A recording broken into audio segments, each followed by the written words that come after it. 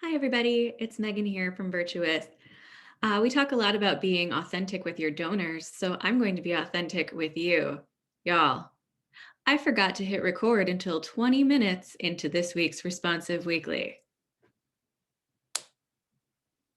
So instead, I'm going to summarize what we talked about. And I apologize for all of you who count on the recaps and the recordings because I know you're busy and we can't always make those Thursday noon calls, but I will do my best to summarize. So what we talked about with Taylor Shanklin of Firefly Partners was digital marketing and where we get stuck and how we can move forward. So we identified a few reasons why we get stuck with digital marketing or where the pitfalls are for nonprofits. And the first one is that it's a lot. It's just a lot to keep up with. There are lots of channels. It's always changing. You need to know what to do, where to be, what's going on. Many nonprofits have limited resources as far as how much time and energy and how many people they can devote to it. So it becomes very important to become realistic and efficient. So that might mean you're not on every platform. You're not doing every possible social media thing that could be done. You're not sending every single possible email.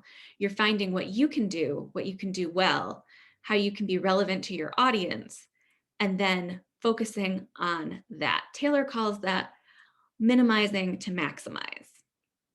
So you zero in on what you can do very well and get the most results instead of trying to boil the entire ocean at once.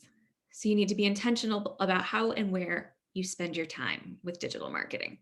And I think that gives us nonprofit folk a little freedom to let go of whatever kind of anxiety there might be about needing to do more and you're not doing enough and your digital marketing isn't meeting your goals. These are, I think you can let go of that and start really zeroing in on this is where our donors are. These are the channels where it makes the most sense for us to be active, and we're going to build a strategy around those. The other thing that we identified as a big sticking point is just that the data can be overwhelming. There's always a new report, there's always a new suggestion, and getting a grasp on it can be challenging. And knowing what to do with the data can also be challenging. At Virtuous, we especially think that data is useful in how it helps you personalize experiences based on how people are interacting with you. Data that gives you donor signals, that lets you know where they are, what's important to them. That's what's important for shaping these kinds of conversations. So to get started, Taylor advised us to pick one or two areas and get really good at them.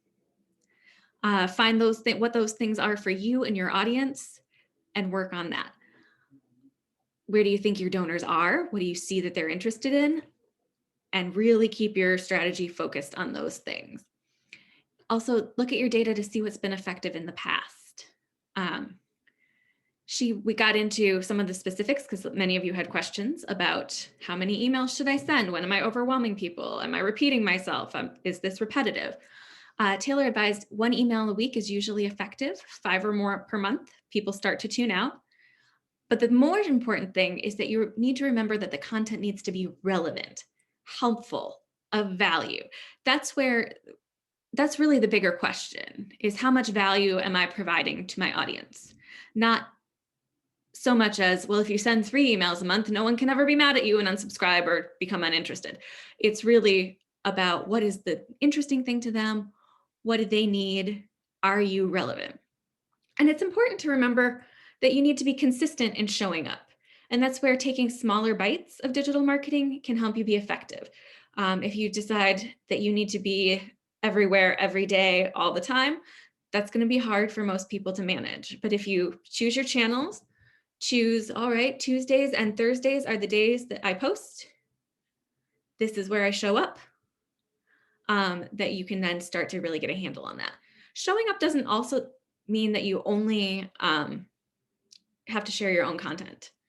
You can share articles, ideas from other people, as long as you're crediting people if it isn't automatically built into the social media. Thinking of things like Friday fun facts or Thursday funnies or Monday messages or something so that you're consistently showing up in a way your audience can predict. Don't be too scared about repetition. It takes several instances for people to see your message, hear your message, and start to resonate and remember. Repeating yourself becomes sticky. It's easy for us to think, because we're looking at the whole picture of all our content, that we see all of it. And that feels like, wow, that's a lot. And we always say the same things. But in real life, your donors and audience are experiencing your content in bits and pieces and bites and snacks. And they're picking up their kids from school, or they're waiting in line at the grocery store, or they're doing their jobs and interacting with their people and having whole lives that aren't focused solely on following your content. So repetition is not the enemy. Don't be afraid of it. Another thing to think about is taking pillar content down to micro content. This is a way for you to stop yourself from reinventing the wheel and get a lot more value out of your content. I think this was a major takeaway from what Taylor was talking about. So think about, like, you're putting out an annual impact report or whatever that is for you, where you take a big thing and you make this huge piece of content. Instead of, we made it, we shared it, we're done, start taking it down into smaller bits. Things like, I'll take the story from the annual report and put that in an email. I'll take 3 social media posts out of these infographics. I'll take these stats and turn them into a postcard. I'll take my big, huge piece of content and make it into smaller things that I can keep using. Someone in the comments in the chat pointed out that you can create once, play everywhere. So we make one thing and then we put it into all the channels in its various forms. And just as a general encouragement, this is for all nonprofit communications, but especially for digital. Launched is better than perfect. It's something Taylor really hit on and I think is really important. That if you wait till you have everything and all ducks in a row and everything sculpted and beautiful and polished and perfect, you're not going to be communicating much. There just simply isn't the time or the energy to put that much effort into every piece of content you have if you're trying to do it at scale. So give yourself some grace. Be smart about it, but give yourself some grace and let yourself get things out there and start communicating with your audience, even if it's not perfect. That's what I'm taking away from today's recap, that it's better for you to get a summary from me when I forgot to hit record than it is for me to wait for a perfect solution to my mistake. So, quick overview, because we'll pick up in the middle. She gave us 3 M's to consider. Message, what do you want to share? Why does it matter to your reader? What's your impact? Motivate, what's the call to action that we're trying to motivate people towards? What do we want people to do? And measure. Digital is a great and inexpensive testing ground.